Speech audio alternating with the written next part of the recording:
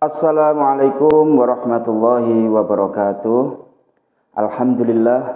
Alhamdulillahilladzi asra bi'abdihi lailan minal masjidil harami ilal masjidil aqsa. Asyhadu an la ilaha illallah wa la syarikalah alladzi an'ama ibadahu katsiran la tuhsa wa la tustaqsa. Wa asyhadu anna sayyidana wa maulana Muhammadin qaidul anbiya'i wal wara. Allahumma salli wa sallim ala Sayyidina Muhammad wa ala ali Sayyidina Muhammad. Kaum muslimin muslimat rahimakumullah, dan juga kepada dulur-dulur PSHT dimanapun berada, pada bulan Rajab ini tentunya tidak asing lagi, kita pasti sering kali mendengar tentang cerita-cerita Isra wal Mi'raj Rasulullah sallallahu alaihi wasallam. Bahkan di mimbar-mimbar khutbah, di mimbar-mimbar pengajian, pasti di situ akan diceritakan tentang kisah Isra wal Mi'raj Rasulullah sallallahu alaihi wasallam. Memang kisah Isra wal Mi'raj Rasulullah sallallahu alaihi wasallam bukan kisah yang biasa, tetapi kisah ini mengandung keajaiban yang luar biasa, sehingga keajaiban yang luar biasa ini jika hanya dinalar oleh pikiran manusia tentu tidak akan dapat menembusnya. Maka diperlukan sebuah keyakinan, keimanan yang kuat untuk bisa memahami, untuk bisa mempercayai tentang kejadian Isra wal Mi'raj Rasulullah sallallahu alaihi wasallam. Maka tidak asing lagi dan sudah sepantasnya untuk kita ulang dan terus kita ulang-ulang kisah atau kejadian Isra wal Mi'raj Rasulullah sallallahu alaihi wasallam. Di dalam kitab fikih sirah nabawiyah, Profesor Dr. Asy-Syaikh Sa'id Ramadan Al-Buti pada halaman 123 beliau menceritakan kisah Isra wal Mi'raj serta kandungan-kandungan yang ada di dalamnya. Apa sebenarnya Isra tersebut? Kalau secara bahasa, Isra itu adalah sebuah perjalanan malam. Nah, perjalanan malam itu namanya Isra. Tentunya ketika kita berbicara tentang perjalanan, pasti di situ dibutuhkan yang namanya sebuah gerakan.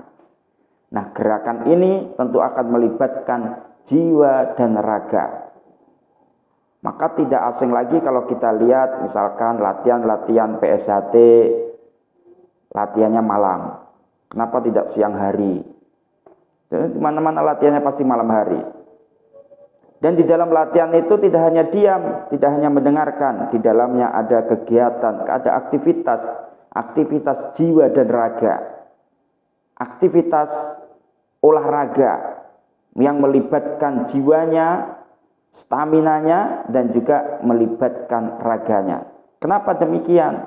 Karena dengan berolahraga tentu akan memberikan kesehatan. Yang pertama, kesehatan pada jasmaninya. Ketika jasmaninya sehat, tentu akan berdampak kepada akal pikiran yang sehat. Ketika akal pikiran yang sehat, jasmaninya sehat, tentu akan berdampak kepada hatinya yang sehat. Ketika jasmani, akal, pikiran, dan hatinya sehat, pasti setiap langkah dan langkah akan mencerminkan langkah-langkah yang sehat. Secara tidak langsung mengambil ittiba' dari perjalanan Rasulullah SAW, yaitu Isra pada malam hari. Ketika sudah Isra, sudah berjalan di malam hari, aktivitas jasmani, rohani, dan juga akal pikiran dan hatinya, maka harus ditambah dengan mi'raj, dengan keyakinan, keimanan kepada Allah Subhanahu wa taala, yaitu mi'raj, garis vertikal naik ke atas kepada Allah Subhanahu wa taala. Dengan cara apa? Dengan cara beribadah, dengan cara salat ataupun ibadah-ibadah yang lainnya. Wa fiha annahu sallallahu alaihi wasallam utiya bil buraqi. Maka Rasulullah sallallahu alaihi wasallam pada malam itu didatangin buraq. Apa itu buraq? wa wadabatun fawqa himarin wa duna bighal yada'u hafirahu inda muntaha tarafahu, yaitu sebuah di atasnya sebuah hewan yang lebih besar dari himar, kecepatannya buruk atau langkahnya buruk adalah kecepatan mata memandang. Karena buruk itu asalnya adalah kilat. Jadi langkahnya buruk itu adalah langkah kecepatan memandang.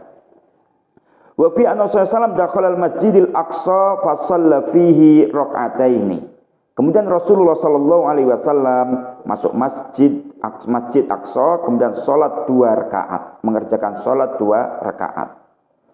Tsumma atahu Jibril bi ina'in min khamrin wa ina'in min laban. Ketika selesai salat, datanglah Jibril dengan membawa sebuah wadah yang isinya khamr dan yang satu isinya adalah air susu. Fakhtarul laban, maka Rasulullah SAW memilih air susu. Faqala Jibril, maka Jibril berkata, ikhtarta al-fitrata, engkau telah memilih al-fitrah, memilih yang suci, yang murni.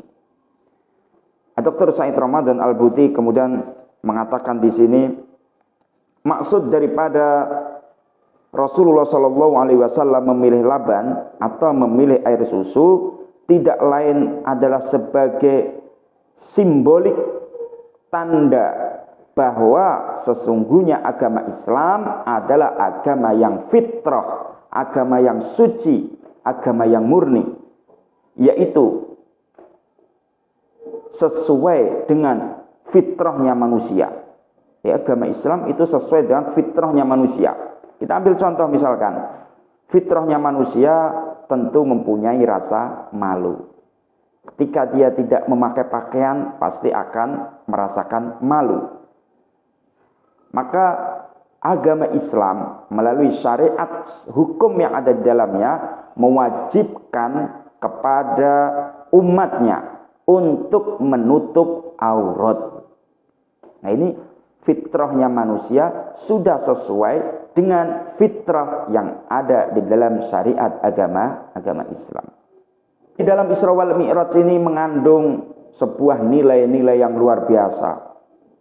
Di antaranya nilai persaudaraan dan persatuan yang ada di dalam sholat. Ketika kita sholat berjamaah, tentu semua yang hadir pada saat itu mulai dari masuk masjid semua akan bersatu. Semuanya akan melalui pintu jalur yang sama. Tidak ada sholat berjamaah ada yang dari jendela, nggak ada. Ada yang dari di atas dari genteng, nggak ada. Semuanya pasti melalui pintu. Bahkan jalurnya pun juga sama, menghadapnya juga sama, menghadap ke kiblat semuanya. Pintunya juga sama, menghadapnya juga menghadap ke kiblat. Kemudian dalam bacaan-bacaan sholat juga bacaannya sama.